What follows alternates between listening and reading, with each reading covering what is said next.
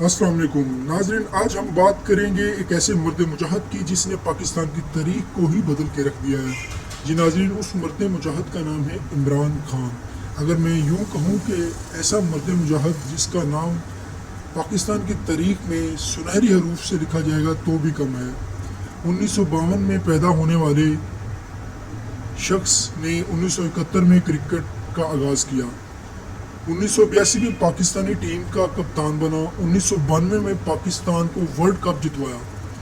پھر 1994 میں پاکستان میں پہلا کینسر ہسپتال کا آغاز کیا۔ 1996 میں تحریک انصاف کی بنیاد رکھی۔ 2006 میں نمل یونیورسٹی کی بنیاد رکھی۔ 2010 میں دنیائے کرکٹ کا بہترین پلیئر قرار پایا۔ 2015 میں پاکستان میں دوسرا کینسر کا ہسپتال بنایا۔ 2018 میں پاکستان کا وزیر اعظم بنا۔ 2020 میں مسلم ممالک کا بہترین لیڈر قرار پایا۔ 2021 میں عام عوام کے لیے ہیلتھ انشورنس کا آغاز کیا۔ 2022 میں اسلاموفوبیا کا بل پاس کروایا اور پوری یورپی یونین کو پیغام دیا کہ نبی پاک صلی اللہ علیہ وسلم ہمارے مسلمانوں کے دلوں میں بستے ہیں اور ان کے خلاف کسی قسم کی گستاخی برداشت نہیں کی جائے گی۔